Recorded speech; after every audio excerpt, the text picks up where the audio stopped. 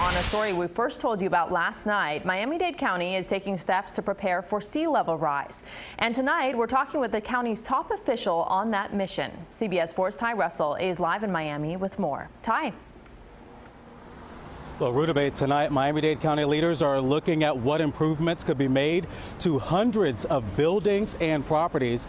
And I'm just standing in front of the Perez Art Museum here, built with the rising sea level in mind. And there could one day be county buildings that look like this, where the first floor isn't on the ground.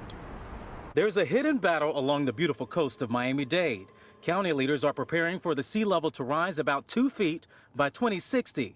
And leaders admit it could be less or even more. This is serious business, and if you know, it's in the world news, it's in the national news.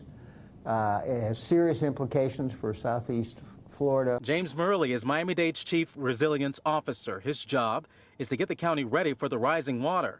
That means during a hurricane in the future, places like Brickell could potentially see more flooding from a storm surge than it did during Hurricane Irma in 2017. We learned how to manage the water when people first came here to begin development, and we've been doing it ever since. In a letter to county commissioners, Mayor Carlos Gimenez stated nearly half, or about 500 county-owned buildings and properties, may be damaged from the rising sea level or future storm surge. Wednesday, the New York Times published an opinion article from City of Miami Mayor Francis Suarez about his concerns over the threat of rising waters. So they're beginning to think about how they should upgrade an existing road, or how we should do any of our investments that we're doing to provide services to our community. County leaders say properties near the coast aren't the only concern.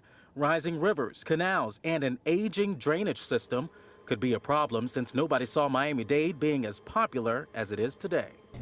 They missed our population growth by over 100%. There's no way they could have envisioned what's outside of our window. Murley says groundwater may be a problem, since saltwater weighs more.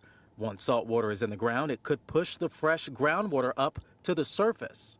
This is a global problem, and that if we're going to slow the rise, we need to encourage global solutions. Murley says places like Miami International Airport have plans and capital improvement projects to make sure they stay above water. And Murley is confident, as long as the county stays proactive, your children are in good hands. Now, of course, all of this will carry a hefty price tag.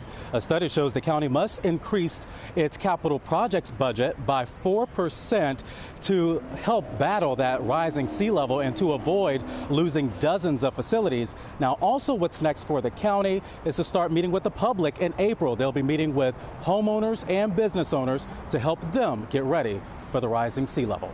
But for now, we are live tonight in downtown Miami. I'm Ty Russell, CBS 4 News Tonight.